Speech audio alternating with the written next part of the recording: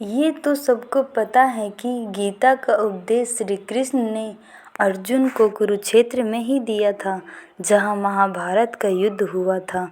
लेकिन आज भी महाभारत से जुड़े ऐसे कई रहस्य हैं जिनके बारे में बहुत कम ही लोगों को पता है। आज हम एक ऐसे ही रहस्य से पर्दा उठाने जा रहे हैं और आपको बताने जा रहे हैं कि महाभारत का युद्ध आखिर कुरुक्षेत्र में ही क्यों हुआ था, किसी और जगह क्यों नहीं। महाभारत का युद्ध कौरवों और पांडवों के बीच हुआ था, जिसमें दोनों तरफ से करोड़ों योद्धा मारे गए थे।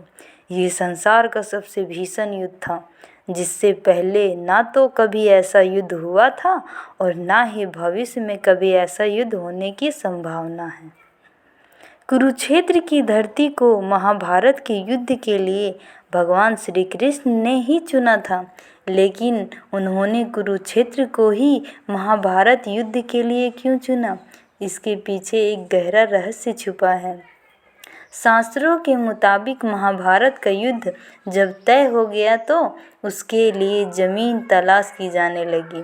भगवान श्री कृष्ण इस युद्ध के जरिए धरती पर बढ़ते पाप को मिटाना चाहते थे और धर्म की स्थापना करना चाहते थे। कहते हैं कि भगवान श्री कृष्ण को ये डर था कि भाई भाइयों के, गुरु शिष्यों के और सगे संबंधियों के इस युद्ध में एक दूसरे को मरते देखकर कहीं कौरवों और पांडवों संधि न कर ले। इसलिए उन्होंने युद्ध के लिए ऐसे भूमि चुनने का फैसला किया जहां क्रोध और द्वेष पर्याप्त मात्रा में हो, जिसके लिए श्री कृष्ण ने अपने दूतों को सभी दिशाओं में भेजा और उन्हें वहां की घटनाओं का जायजा लेने को कहा। सभी दूतों ने सभी दिशाओं में घटनाओं का जायजा लिया और भगवान श्री कृष्ण को एक एक कर उसके बारे में बताया।